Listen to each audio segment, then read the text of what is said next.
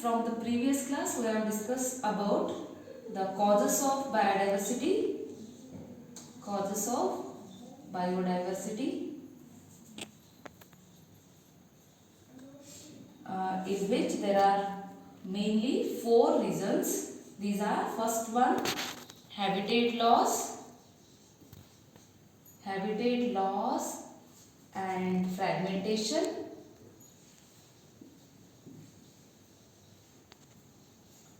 Second one,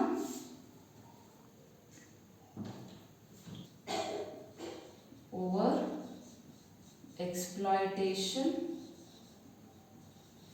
Third one, alien species invasion.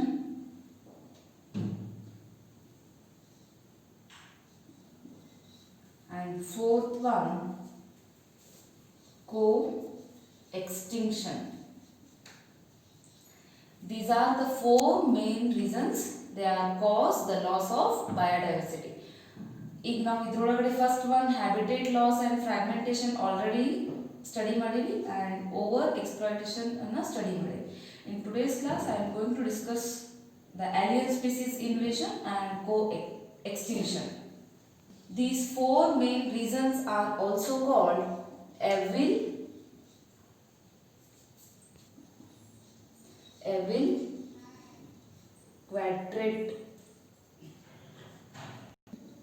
ಕ್ವಾರ್ಟೆಟ್. ಈ 4 reason ಅನ್ನು ನಾವು ಎವಿಲ್ ಕ್ವಾರ್ಟೆಟ್ ಅಂತಾನೂ ಕರೀತೇವೆ. The third one, alien species invasion. First one, alien means here the foreign species.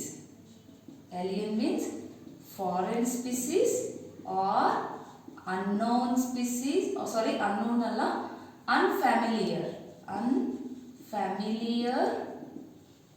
species is called alien species anta ಕರೀತಾರೆ. First alien ಅಂದ್ರೆ ಏನು? ನಮ್ಮ native ಒಳಗಡೆ ಇರುವಂತ ಸ್ಪೀಸೀಸ್ ಅಲ್ಲ, ಬೇರೆ ಕಡೆಯಿಂದ ಬೇರೆ ಸ್ಪೀಸೀಸ್ ಅನ್ನ, ಫಾರಿನ್ ಸ್ಪೀಸೀಸ್ ಅನ್ನ, ನಮಗೆ ಗೊತ್ತಿರಲಾರಂತ ಸ್ಪೀಸೀಸ್ ಅನ್ನ ನಾವೇನಂತ ಕರಿತೀವಿ? alien species ಅಂತ ಕರೀತೇವೆ. The third one, alien species invasion. Invasion means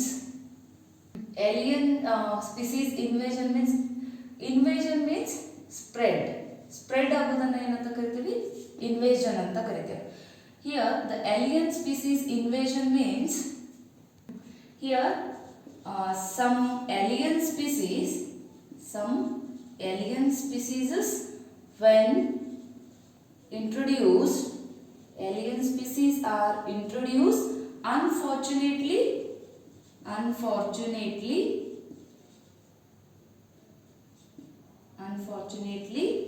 or deliberately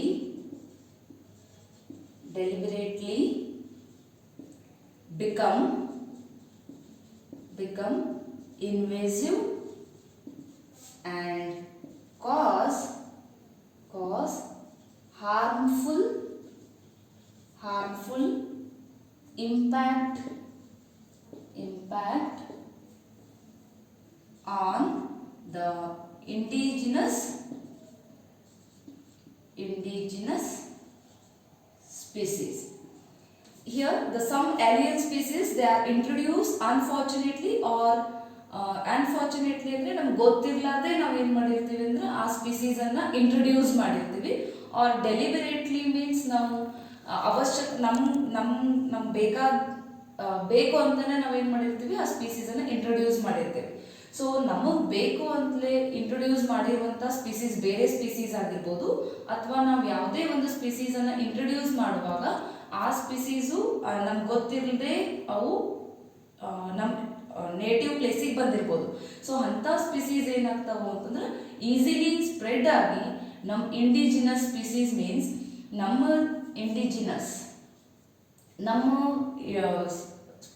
space ಒಳಗಡೆ ಇರುವಂಥ ಸ್ಪೀಸೀಸ್ಗೆ ಏನು ಮಾಡ್ತಾವಂದ್ರೆ they are cause are they are harmful. ಅವೇನು ಮಾಡ್ತಾವಂದ್ರೆ ಕಾಸನ್ನು ಅಥವಾ ಎಕ್ಸ್ಟಿಂಕ್ಟ್ ಆಗೋ ಥರ ಏನು ಮಾಡ್ತಾವೆ, ಸಮ್ ಕಾಸಸ್ ಅನ್ನ ಮಾಡ್ತಾವೆ. ಸೊ ಅದನ್ನೇ ನಾವೇನಂತ ಕರಿತೀವಿ, ಏಲಿಯನ್ ಸ್ಪೀಸೀಸ್ ಇನ್ವೇಸಿವ್ ಅಂತ ಕರಿತೇವೆ. Example, the first one here, the Nile ferret. The Nile ferret, it is a large predator. Large predator. Predator means the organism, it eats the another prey or another animal. ಒಂದು organism ಇದ್ದಿದ್ದು ಇನ್ನೊಂದು organism ಅನ್ನ consume ಮಾಡ್ತಿತ್ತು ಅಂದ್ರೆ ಅಂತ organism ಅನ್ನು ನಾವು predator ಅಂತ ಕರಿತೇವೆ. ಸೊ ಇಲ್ಲೇ predator, for example cat it kills the rat and eat. Cat ಇದೇನು ಮಾಡ್ತದ, ರ್ಯಾಟ್ ಅನ್ನ ತಿಂತದ. ಸೊ ಇಲ್ಲೇ ಪ್ರಿಡೇಟರ್, ಕ್ಯಾಟ್ ಇದೇನಾಯ್ತು ಪ್ರಿಡೇಟರ್, ದೆನ್ ರ್ಯಾಟ್ ಇದೇನಾಯ್ತು prey. So the predator means the organism it consume the another animal. So ಅಂತ animal ಅನ್ನ ಏನಂತ ಕರಿತೀವಿ, ಪ್ರಿಡೇಟರ್ ಅಂತ ಕರಿತೀವಿ. ಸೊ ಇಲ್ಲಿ ನೈಲ್ ಫೆರ್ಚ್ ಒಳಗಡೆ the large predator fish, it introduced in the predator fish when it introduced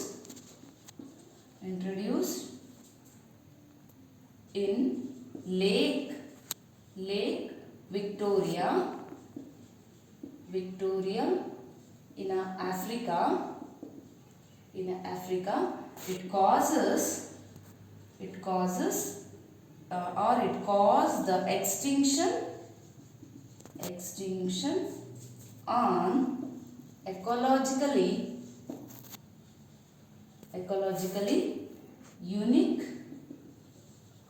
unique species of sea child fish. They are present in lake. Nile perch ಅನ್ನೋದು ಒಂದು ಫಿಶ್. ಸೊ ಈ fish ಇದ್ದಿದ್ದು it is a predator. So ಈ Nile perch fish ಅನ್ನ ನಾವು ಒಂದು Africa Victoria lake ಒಳಗಡೆ introduce ಮಾಡಿದಾಗ, ಸೊ ಈ ಫಿಶ್ ಏನು ಮಾಡ್ತೈತೆ ಅಂದ್ರೆ ಅಲ್ಲಿ ಇರುವಂಥ ಸಿಚೈಲ್ಡ್ ಫಿಶ್ನ ಕಾಸ್ ಮಾಡ್ತದೆ. ಸೊ ಈ ಸಿಚೈಲ್ಡ್ ಫಿಶು, ಸೊ ಇದು ಏಲಿಯನ್ ಸ್ಪೀಸೀಸ್. ಈ ಏಲಿಯನ್ ಸ್ಪೀಸೀಸ್ ಅನ್ನ ಆ ಲೇಕ್ ಒಳಗಡೆ ಇಂಟ್ರೊಡ್ಯೂಸ್ ಮಾಡೋದ್ರಿಂದ ಅಲ್ಲಿರುವಂಥ ನೇಟಿವ್ ಸ್ಪೀಸೀಸ್ ಸಿಚೈಲ್ಡ್ ಫಿಶ್ ಏನಾಯ್ತು, ಸೊ ಎಕ್ಸ್ಟಿಂಕ್ಟ್ ಆಗ್ಬಹುದು, ಅಥವಾ ಇದಕ್ಕೆ ಯಾವುದೇ ಕಾಸ್ ಆಗೋದ್ರಿಂದ, ಡಿಸ್ಟರ್ಬೆನ್ಸ್ ಆಗೋದ್ರಿಂದ ಇದು ಕಾಸ್ ಆಗ್ತದೆ. So this is the one example. And second one example is invasive weed species like Parthenium. It is commonly called as carrot grass, lantana, and Eichhornia. It is called as water hyacinthia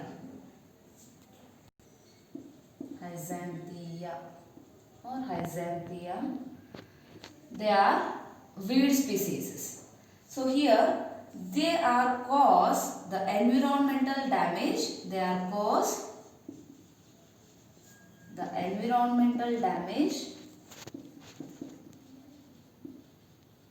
Environmental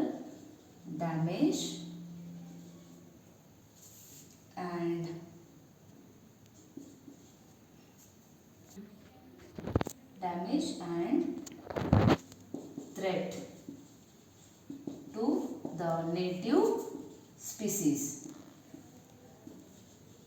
Second one example here, weeds means the unwanted plants. Unwanted plants are called weeds. So ಈಗ for example ನಾವು ಕಸ ಅಂತ ಕರಿತೀವಿ, ನಮ್ಗೆ ಬೇಡವಾದ ಪ್ಲಾಂಟ್ಸ್ಗಳನ್ನು ನಾವೇನಂತ ಕರಿತೀವಿ, ಕಸ ಅಂತ ಕರಿತೀವಿ. ಸೊ ವೀಡ್ ಅಂದ್ರೆ ಏನು, ಅನ್ವಾಂಟೆಡ್ ಪ್ಲಾಂಟ್ಸ್ ಅನ್ನ ವೀಡ್ಸ್ ಅಂತ ಕರಿತೇವೆ. ಸೊ ಇಲ್ಲಿ for example weed species, for example parthenium. So parthenium ಅನ್ನು ನಾವು ಕ್ಯಾರೆಟ್ ಗ್ರಾಸ್ ಅಂತ ಕರಿತೀವಿ. ಸೊ ಕಾಂಗ್ರೆಸ್ ಕಸ ಅಂತಲೂ ಕರಿಬೋದು, ಆರ್ ಪುಡಾರಿ ಅಂತಲೂ ಕರಿಬೋದು. ಒಂದು ಪಾರ್ಥೇನಿಯಂ. ಸೆಕೆಂಡ್ ಒನ್ ಲ್ಯಾಂಟಾನಾ, ಚದರಂಗಿ ಗಿಡ ಅಂತ ಕರಿತೀವಿ. Then third one eichhornia, water hyacinth ಅಂತ ಕರಿತೀವಿ. So these are the 3 weeds. They are caused the environmental damage. ಸೊ ಇಲ್ಲಿ ಎನ್ವಿರಾನ್ಮೆಂಟಲ್ ಡ್ಯಾಮೇಜ್ ಅನ್ನ ಮಾಡ್ತಾವೆ. ಸೊ ಅಷ್ಟೇ ಅಲ್ಲದನ್ನು they are cause the threat to the native species. So ಇವು ನೇಟಿವ್ ಸ್ಪೀಸೀಸ್ ಅನ್ನ ಏನು ಮಾಡ್ತಾವ ಅಂದ್ರೆ ಕಾಸ್ ಮಾಡ್ತಾವೆ. ಸೊ ನಾವು ಒಂದು ಬೆಳೆ ಬೆಳೆದಿರ್ತೇವೆ, ಫಾರ್ ಎಕ್ಸಾಂಪಲ್ ನಮ್ಮ ಹೊಲದೊಳಗಡೆ ಬೆಳೆ ಬೆಳೆದಿರ್ತೇವೆ. ಸೊ ಅಲ್ಲಿ ಅನ್ನೋವಿಂಗ್ಲಿ ಏನಾಗಿರ್ತೈತಿ ಅಂದ್ರೆ ಪಾರ್ಥೇನಿಯಂ ಯಾವುದೇ ರೀತಿ ಬಂದ್ಬಿಟ್ಟಿರ್ತದೆ. ಸೊ ನಾವು ಬೆಳೆದಿದ್ದು ಬೆಳೆಗಿಂತಲೂ ಅಲ್ಲಿ ಪಾರ್ಥೇನಿಯಂ ಸ್ಪೀಸೀಸ್ ಏನಾಗ್ಬಿಟ್ಟಿರ್ತೈತಿ, ಜಾಸ್ತಿ ಆಗಿಬಿಟ್ಟಿರ್ತೈತಿ. ಸೊ ಅವು ಏನು ಮಾಡ್ತಾವ ಅಂದ್ರೆ ಈಸಿಲಿ ಸ್ಪ್ರೆಡ್ ಆಗಿ ನಮ್ಮ ನೇಟಿವ್ ಸ್ಪೀಸೀಸನ್ನು ಏನು ಮಾಡ್ತಾವ ಅಂದ್ರೆ ಸಪ್ರೆಸ್ ಮಾಡ್ತಾವೆ, ಬೆಳಿಲಾರ್ದಂಗೆ ಮಾಡ್ತಾವೆ. ಸೊ ಅವೇ ಬೇಗ ಬೇಗ ಬೆಳೆದು ಏನು ಮಾಡ್ತಾವೆ, ನೇಟಿವ್ ಸ್ಪೀಸೀಸನ್ನು ಏನು ಮಾಡ್ತಾವೆ, ಥ್ರೆಟ್ಟಿಗೆ ಅಥವಾ ಅದಕ್ಕೆ ಯಾವುದೇ ಡ್ಯಾಮೇಜ್ ಮಾಡೋದಾಗಿರ್ಬೋದು ಅಥವಾ ಅದಕ್ಕೆ ಡಿಸ್ಟರ್ಬೆನ್ಸನ್ನು ಮಾಡ್ತಾವೆ. ಸೊ ಈಸಿಲಿ ಏನು ಮಾಡ್ತಾವೆ ಅಂದ್ರೆ ಬೆಳೆದು ಬಿಡ್ತಾವೆ. ಅಂಥ ಸ್ಪೀಸೀಸ್ ಏನಾಗ್ತಾವೆ ಅಂದ್ರೆ ನಮ್ಮ ನೇಟಿವ್ ಸ್ಪೀಸೀಸನ್ನು ಡ್ಯಾಮೇಜ್ ಮಾಡ್ತಾವೆ. Introduction of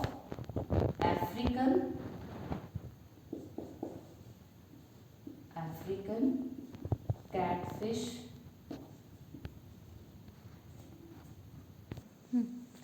Introduction of African fish, that is commonly called as catfish, that is the Claris gariepinus fish, and that fish is purposely introduced in our India for aquaculture. And this catfish, it caused the threat to the indigenous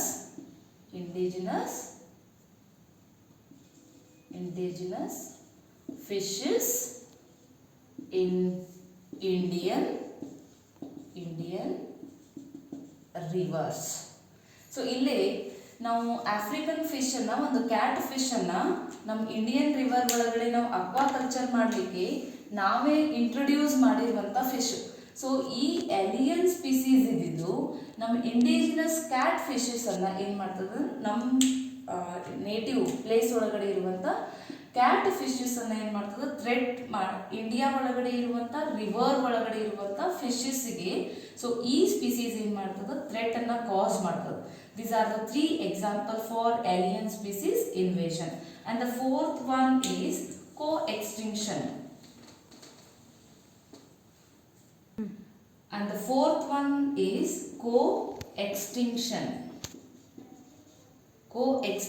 Co-extinction means the simultaneously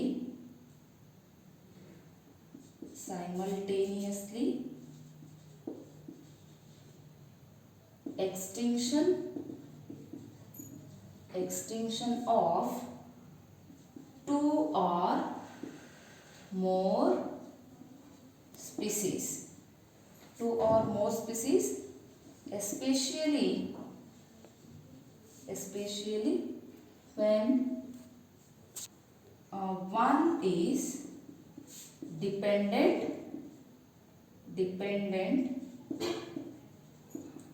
on other. Co-extinction means simultaneously extinct of 2 or more species. So ಇಲ್ಲಿ ಒಂದು species ಇದ್ದಿದ್ದು ಇನ್ನೊಂದು species ಮೇಲೆ depend ಆಗಿರ್ತದೆ. ಒಂದು species ಏನಾದರೂ extinct ಆಯಿತು ಅಂದ್ರೆ ಅದ್ರ ಮೇಲ್ಗಡೆ ಡಿಪೆಂಡ್ ಆಗಿರುವಂಥ ಆರ್ಗ್ಯಾನಿಸಮ್ಸ್ ಏನಾಗ್ತಾವೆ, ಎಕ್ಸ್ಟಿಂಕ್ಟ್ ಆಗಿರ್ತಾವೆ. ಸೊ ಅದನ್ನೇ ನಾವು co-extinction ಅಂತ ಕರಿತೇವೆ. The simultaneously extinct of 2 or more species, especially when one is dependent on the other species. ಒಂದು ಆರ್ಗ್ಯಾನಿಸಮ್ ಮೇಲೆ ಡಿಪೆಂಡ್ ಆಗಿರುವಂಥ ಇನ್ನೊಂದು ಆರ್ಗ್ಯಾನಿಸಮ್ ಏನಾಗ್ತದೆ ಅದ್ರ ಜೊತೆ ಎಕ್ಸ್ಟಿಂಕ್ಟ್ ಆಗೋದನ್ನ co-extinction ಅಂತ ಕರಿತೇವೆ. For example the host species the host species will extinct. Simultaneously, they are depending on the other parasites. They will also extinct. So ಈಗ ಒಂದು ಹೋಸ್ಟ್ ಸ್ಪೀಸೀಸ್ ಯಾವುದಾದ್ರೂ ಎಕ್ಸ್ಟಿಂಕ್ಟ್ ಆಯಿತು ಅಂದ್ರೆ ಈ ಹೋಸ್ಟ್ ಸ್ಪೀಸೀಸ್ ಮೇಲೆ ಡಿಪೆಂಡ್ ಆಗಿರುವಂಥ ಪ್ಯಾರಾಸೈಟ್ಸು ಏನಾಗ್ತಾವ ಅಂದ್ರೆ they are also become extinct. And second one, plant pollinators. So ಇಲ್ಲೇ ಒಂದು ಪಾಲಿನೇಟರ್, ಫಾರ್ ಎಕ್ಸಾಂಪಲ್ ಯಾವುದೇ ಪಾಲಿನೇಟರ್ ಇನ್ಸೆಕ್ಟ್ ಆಗಿರ್ಬೋದು. ಸೊ ಈ ಒಂದು ಪಾಲಿನೇಟರ್ ಎಕ್ಸ್ಟಿಂಕ್ಟ್ ಆಯಿತು ಅಂದರೆ ಈ ಪ್ಲಾಂಟ್ ಒಳಗಡೆ ಪಾಲಿನೇಷನ್ ಆಗೋದಿಲ್ಲ. ಸೊ ಪಾಲಿನೇಷನ್ ಆಗಲಿಲ್ಲ ಅಂದರೆ ಇಲ್ಲಿ ಪಾಲಿನೇಟರ್ ಆಲ್ರೆಡಿ ಎಕ್ಸ್ಟಿಂಕ್ಟ್ ಆಗಿ ಹೋಗಿರ್ತದೆ. ಸೊ ಈ ಪಾಲಿನೇಟರ್ ಎಕ್ಸ್ಟಿಂಕ್ಟ್ ಆಯಿತು ಅಂದರೆ ಪ್ಲಾಂಟ್ ಒಳಗಡೆ ಪಾಲಿನೇಷನ್ ಆಗೋದಿಲ್ಲ. ಪಾಲಿನೇಷನ್ ಆಗಲಿಲ್ಲ ಅಂದರೆ ಫ್ರೂಟ್ ಫಾರ್ಮೇಷನ್ ಆಗೋದಿಲ್ಲ ಅಂದರೆ ಸೀಡ್ ಫಾರ್ಮೇಷನ್ ಆಗೋದಿಲ್ಲ. ಸೊ ಈ ಪ್ಲಾಂಟನ್ನು ನೆಕ್ಸ್ಟ್ ಜನರೇಷನ್ಗೆ ಟ್ರಾನ್ಸ್ಫರ್ ಆಗೋದಿಲ್ಲ. ಸೊ ಈ ರೀತಿ ಒಂದು ಪ್ಲಾಂಟು ಅಥವಾ ಪಾಲಿನೇಟರ್ ಏನಾದರೂ ಎಕ್ಸ್ಟಿಂಕ್ಟ್ ಆಯಿತು ಅಂದ್ರೆ ಅದ್ರ ಜೊತೆ ಪ್ಲಾಂಟ್ನು ಎಕ್ಸ್ಟಿಂಕ್ಟ್ ಆಗ್ತದೆ, ಅಥವಾ ಪ್ಲಾಂಟ್ ಎಕ್ಸ್ಟಿಂಕ್ಟ್ ಆಯಿತು ಅಂದ್ರೆ ಅದ್ರ ಜೊತೆ ಪಾಲಿನೇಟರ್ ಏನಾಗ್ತದೆ, ಎಕ್ಸ್ಟಿಂಕ್ಟ್ ಆಗ್ತದೆ. And third one, mutualism. For example, mutualism ಅಂದ್ರೆ ಏನು? Both the organism they are get benefited.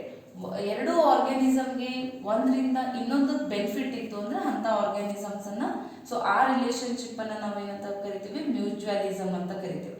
For example, ಅಲ್ಗಿ ಆಮೇಲೆ ಫಂಗಸ್ ಸೇರಿ ಲೈಕೇನ್ಸ್ ಫಾರ್ಮೇಷನ್ ಆಗಿರ್ತಾವೆ. ಸೊ ಇಲ್ಲಿ ಲೈಕೇನ್ಸ್ ಒಳಗಡೆ ಏನಾಗಿರ್ತೈತಿ, ಫಂಗಲ್ ಪಾರ್ಟ್ ಇರ್ತಿದ್ದು, they absorb the water and minerals and they give or they supplies the water and minerals to the algae, and algae they prepare the food and also they supplies to the food to fungal part. So ಇಲ್ಲಿ ಎರಡಕ್ಕೂ ಏನಾಗಿರ್ತೈತಿ, ಅಲ್ಗಿ ಇದ್ದಿದ್ದು food ಅನ್ನ prepare ಮಾಡ್ತದ, fungus ಇದ್ದಿದ್ದು ಏನು ಮಾಡ್ತದೆ, water ಅನ್ನ absorb ಮಾಡ್ಕೊಡ್ತದೆ. So ಇಲ್ಲಿ ಅಲ್ಗಿ ಪಾರ್ಟ್ ಏನಾದರೂ ಎಕ್ಸ್ಟಿಂಕ್ಟ್ ಆಯಿತು ಅಂದ್ರೆ ಆಟೋಮೆಟಿಕಲಿ ಫಂಗಲ್ ಪಾರ್ಟ್ ಎಕ್ಸ್ಟಿಂಕ್ಟ್ ಆಗ್ತೈತಿ. ಸೊ ಫಂಗಲ್ ಪಾರ್ಟ್ ಎಕ್ಸ್ಟಿಂಕ್ಟ್ ಆಯಿತು ಅಂದ್ರೆ ಆಟೋಮೆಟಿಕಲಿ ಅಲ್ಗಿ ಪಾರ್ಟ್ ಎಕ್ಸ್ಟಿಂಕ್ಟ್ ಆಗ್ತದೆ. ಸೊ ಈ ರೀತಿ ಮ್ಯೂಚುವಲಿಸಮ್, ಒಂದ್ರ ಮೇಲೆ ಒಂದು ಡಿಪೆಂಡ್ ಆಗಿರುವಂಥ ಆರ್ಗ್ಯಾನಿಸಮ್ಸ್ ಏನಾಗ್ತಾವ ಅಂದ್ರೆ ದೇ ಗೆಟ್ ಎಕ್ಸ್ಟಿಂಕ್ಟ್. ಅದನ್ನೇ ನಾವು ಕೋ ಎಕ್ಸ್ಟಿಂಕ್ಷನ್ ಅಂತ ಕರಿತೀವಿ. ಒಂದು ಆರ್ಗ್ಯಾನಿಸಮ್ ಎಕ್ಸ್ಟಿಂಕ್ಟ್ ಆಯಿತು ಅಂದ್ರೆ ಅದ್ರ ರಿಲೇಟೆಡ್ ಇನ್ನೊಂದು ಆರ್ಗ್ಯಾನಿಸಮ್ನು ಎಕ್ಸ್ಟಿಂಕ್ಟ್ ಆಗೋದನ್ನೇ ಕೋ ಎಕ್ಸ್ಟಿಂಕ್ಷನ್ ಅಂತ ಕರಿತೇವೆ. ಸೊ ಈ ನಾಲ್ಕು, ಒಂದು habitat loss and fragmentation, second one over exploitation. Habitat loss and fragmentation means ನಾವು ಒಂದು ಏರಿಯಾನ ಫ್ರಾಗ್ಮೆಂಟ್ಸ್ ಮಾಡೋದ್ರಿಂದ ಇಲ್ಲೇ ಇರುವಂಥ ಸ್ಪೀಸೀಸಸ್ ಲಾಸ್ ಆಗ್ತಾವೆ. ಓವರ್ ಎಕ್ಸ್ಪ್ಲಾಯ್ಟೇಷನ್ ಮೀನ್ಸ್ ನಾವು ಒಂದು ಯಾವುದೇ ಥಿಂಗನ್ನು ಜಾಸ್ತಿಯಾಗಿ ಯೂಸ್ ಮಾಡೋದ್ರಿಂದ, ನಮ್ಮ ನೀಡ್ಗಿಂತ ಜಾಸ್ತಿ ಯೂಸ್ ಮಾಡೋದ್ರಿಂದ ಅಲ್ಲಿರುವಂಥ ಸ್ಪೀಸೀಸಸ್ ಏನಾಗ್ತಾವೆ, ಹಾಳಾಗಿ ಅಥವಾ ಎಕ್ಸ್ಟಿಂಕ್ಟ್ ಆಗಿ ಹೋಗ್ತಾವೆ.